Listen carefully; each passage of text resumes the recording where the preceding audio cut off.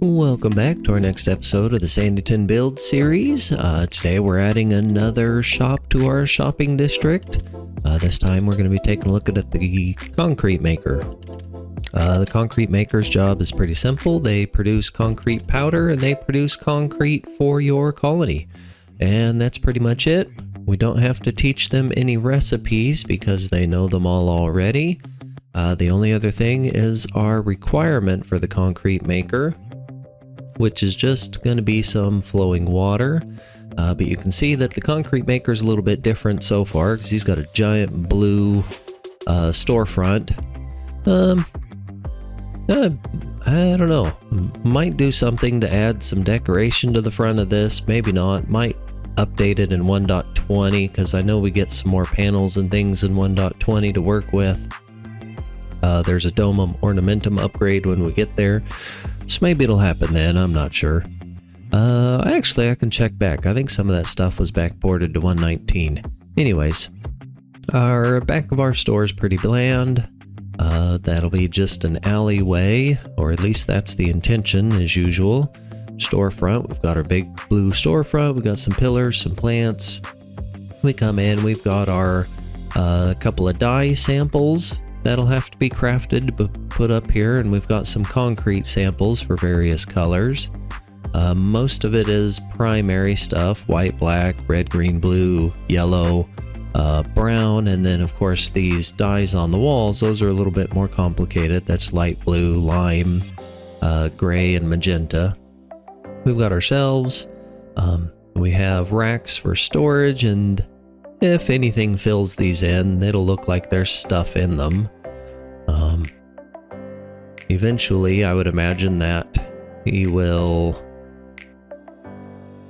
I guess it's going to take more stuff than that to make those racks look full. That's fine. We've got our concrete mixer's hut block here. Now, the requirement for the concrete mixer is that you need 3 blocks of flowing water, and as you can see here, we've got 1, 2, 3. So that's technically all that's required. This part here is actually decoration because the only part that needs to function, if we get rid of that, if all I did was place a block of water right there, we have 1, 2, 3 blocks of flowing water, and that's all we need. But that's a little boring, so we've got these things over here. We've got one on each side. The worker will decide whichever one to use when they feel like it. It's up to them, and they'll only work on request. You can set minimum stocks for concrete if you want, but so far I think this is the only building that I've used concrete in is actually the concrete maker. I'm not a big fan of concrete because it tends to be... It's got a little bit of texture, but it just tends to be so flat. There's just not much going on with the concrete. I tend to like the concrete powder much better, but then again, you can't cut it into DO blocks, and it's got the gravity rules, and it's just kind of a pain in the butt to work with, so I don't usually work with it all that often, but thanks for joining me. That's all there is for the concrete maker.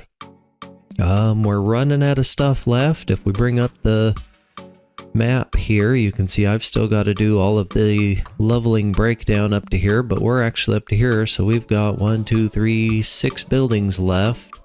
That was a little Mystic site test. I ended up not liking it because it wasn't big enough.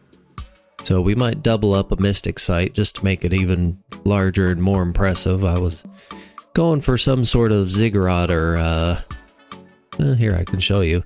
Some sort of ziggurat or stepped pyramid or whatever you would like to call it, kind of a design. It's not terrible. It just isn't all that impressive or interesting for the Mystic site. Of course, the Mystic site doesn't do a whole lot. It has a little bit of function with the Grave Keeper, and it just produces happiness, but I liked the light texture of it. Anyways, I'm rambling on. Let's move on because we'll have a whole new video for this. Thanks and bye-bye.